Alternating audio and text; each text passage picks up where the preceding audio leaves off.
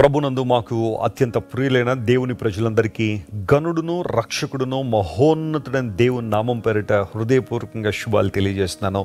ఈ విధంగా ప్రతిరోజు మిమ్మల్ని కలుసుకోవడానికి దేవుడు నాకు అనుగ్రహిస్తున్న అవకాశాన్ని బట్టి నేను ప్రభువును స్తుతిస్తున్నాను. మన దేవుడు నిజంగా మంచివాడు కదా.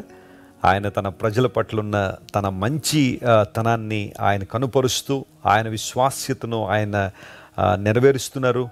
ఆ కారణాన్ని బట్టి మనం నిజంగా ప్రభువుని స్తుతింపబద్దులమై ఉన్నాం. యెహోవా తమకు దేవుడు గాగల జనులు ధన్యులు అని లేఖనం సెలవిస్తుంది. దేవుణ్ణి కలిగి ఉండడమే గొప్ప భాగ్యం కదా. అంతకన్నా గొప్ప ఆధిక్యత మరొకటి ఏమీ లేదు. ఈరోజు దేవుడు మిమ్మల్ని ఏర్పాటు చేసుకున్నారు. ఆయన మిమ్మల్ని నియమించుకున్నారు. తన మహిమరాజ్యం కొరకు మిమ్మల్ని వాడుకోవాలని ఆయన ఎల్లప్పుడూ ఆశిస్తూనే ఉన్నారు. ప్రతిరోజు కూడా ఒక దైవ వాగ్దానాన్ని మనం పరిశుద్ధ లేఖనాల నుంచి ధ్యానం చేస్తున్నాం. ఈ వాగ్దానం ద్వారా మనందరం కూడా ఆధ్యాత్మికంగా ఉన్నతమైన పటిష్టమైన స్థానాలకు రావాలని దేవుడు ఆశిస్తున్నాడు. ఈరోజు దేవుని వాగ్దానంగా కీర్తన గ్రంథం 99వ కీర్తన 6వ వచనాన్ని చదువుకుందాం. Psalm 99 and verse 6. ఆయన యాజకులలో మోషే అహరోనులు ఉండేరి. ఆయన నామమును బట్టి ప్రార్థన చేయువారిలో సమూయేలు ఉండెను. వారు యెహోవాకు మొర్ర పెట్టగా ఆయన వారికి ఉత్తరమిచ్చెను. They called upon the Lord and he answered them. లేఖనాలు మనం పరిశీలన చేస్తున్నప్పుడు పాత నిబంధన గ్రంథంలో ఎన్నో గొప్ప కార్యాలు జరిగాయి, ఎన్నో ఆశ్చర్య కార్యాలు జరిగాయి. వాటి వెనకాల ఏముంది అంటే ప్రార్థన ఉంది. దేవుని వైపు చూచినప్పుడు, ఆయన సహాయాన్ని కోరుకున్నప్పుడు, ఆయన ప్రమేయాన్ని ఆశించినప్పుడు దేవుడు తన ప్రజల జీవితాల్లో గొప్ప కార్యాలు జరిగించారు. మన దేవునికి ఉన్న గొప్పతనం ఏంటంటే తన ప్రజలు ప్రార్థించినప్పుడు ఆయన సమాధానం ఇవ్వకుండా ఉండలేరు. Praise the lord. తన ప్రజలు, తన పేరు పెట్టబడిన తన ప్రజలు ప్రార్థన చేసినప్పుడు దేవుడు ఖచ్చితంగా వారి ప్రార్థన వింటున్నాడు. కేవలం చెవులతో వినడం మాత్రమే కాదు, ఆయన విన్న ప్రార్థనలకు జవాబునివ్వగలిగిన దేవుడు, ఆన్సర్ ఇవ్వగలిగిన దేవుడు ఆయన. ఇక్కడ ఉన్న వాగ్దానం ఏంటంటే వారు మొర్రపెట్టగా దేవుడు వారికి ఉత్తరం ఇచ్చిననే మాట మనం చూస్తున్నప్పుడు మనలో ఉండాల్సిన ఒక ధైర్యం ఏంటంటే, ఒక కాన్ఫిడెన్స్ ఏంటంటే, ఎస్, ఆనాడు దేవుడు తన ప్రజల ప్రార్థన విన్న దేవుడు నేటికి నా మధ్య లేదా మన మధ్య సజీవుడుగానే ఉన్నాడు. యేసుక్రీస్తు నిన్న నేడు ఒకే రీతిగా ఉన్నాడు అనే మాట బైబిల్లో ఉంది కదా. అంటే గత దినాల్లో తన ప్రజల జీవితాల్లో దేవుడు ఎలాంటి అద్భుతాలు జరిగించారో, ఎలాంటి ఆశ్చర్య కార్యాలు ఆయన వైపు తిరిగినప్పుడు జరిగాయో, ఇప్పుడు కూడా దేవుడు అలాంటి అద్భుతాలు మన జీవితంలో జరిగించడానికి శక్తి సామర్థ్యాలు కలిగిన వాడు. ప్రభువులో శక్తి లేదండి, సామర్థ్యం లేనివాడండి, ఏదో అప్పుడు చేశాడు కానీ ఇప్పుడు చేయడండి అనడానికి లేదు.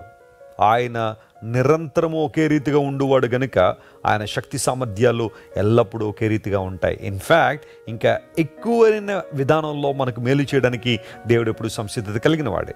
నువ్వు చేయాల్సింది ఏంటంటే యథార్థంగా దేవుని సొల్లో ప్రార్థన చేయడం, యథార్థంగా దేవుని వైపు చూడడం, నీకున్న కష్టం, నీకున్న ఇబ్బందిని జెన్యూన్గా ప్రభు దగ్గరికి వచ్చి చెప్పడం. చాలాసార్లు ప్రార్థన చేయడానికి వస్తాం కానీ మన హృదయాన్ని తెరిచి దేవుని సొల్లో ప్రార్థన చేయలేం.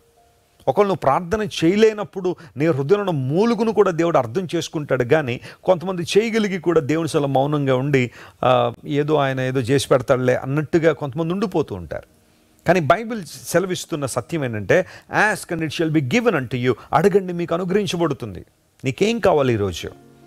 ఏం కావాలని దేవుని సందికి వచ్చావు? ఏం కావాలని దేవుని వైపు నువ్వు చూస్తున్నావు? చెప్పు దేవునితో. నీ స్ట్రగుల్ ఏంటో చెప్పు. నువ్వు ఎలాంటి పరిస్థితుల్లో పోరాడుతున్నావో చెప్పు. ఎలాంటి విజయం నీకు కావాలో చెప్పు. దేవుడు నీ ప్రార్థన వింటున్నాడు. ఆనాడు సమూయేలు ప్రార్థన విన్న దేవుడు, మోషే అహరోనుల ప్రార్థన విన్న దేవుడు.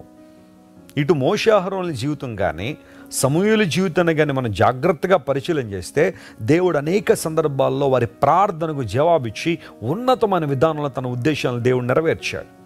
ఈరోజు నీ దేవుడు నీ పక్షంగా ఉన్నాడు. ఆయన సజీవుడైన దేవుడు ఆయన. Praise the lord.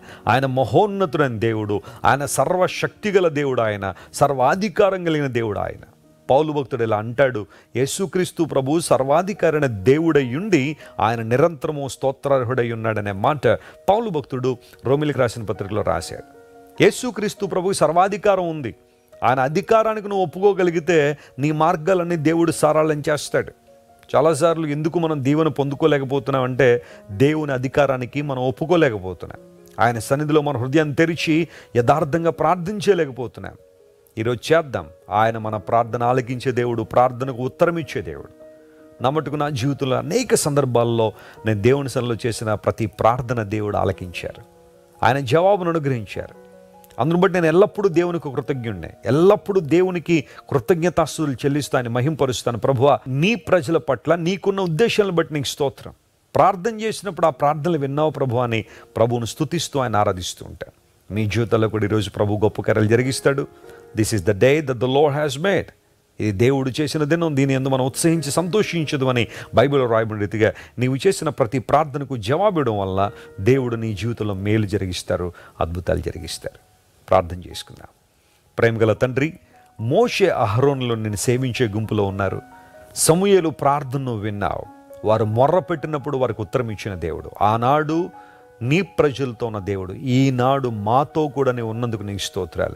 మా మధ్యన మీరు ఉన్నందుకు నీకు స్తోత్రాలు. మాలో నీవు ఉన్నందుకు నీకు స్తోత్రాలు ప్రభువా. మా ప్రియులు ఈరోజు ఏవైతే నీ సన్నిధిలో ప్రార్థిస్తున్నారో, ఏ అవసరాలు తీర్చబడాలని కోరుతున్నారో, యేసు క్రీస్తు వారి శక్తిగల నామంలో ప్రభువా వారి జీవితంలో మేలు చేయమని కోరుతున్నాం. కనికరించి సహాయం చేయండి. ఘనత, మహిమ, ప్రభువులు నీకు మాత్రమే చెల్లిస్తూ, ఎవరైతే అనారోగ్యంతో ఉన్నారో స్వస్థ ఇవ్వండి. వేదనలో ఉన్న వారికి విడుదల ఇవ్వండి. అయా, నీ మహిమ కొరకు ప్రతి ఒక్కరిని సిద్ధపరిచి వాడుకోనండి. యేసుక్రీస్తు వారి అత్యున్నతమైన నామం పేరిట అడిగి వేడుకొనిచున్నాం తండ్రి. Amen, amen. May the lord bless you all. Have a wonderful day.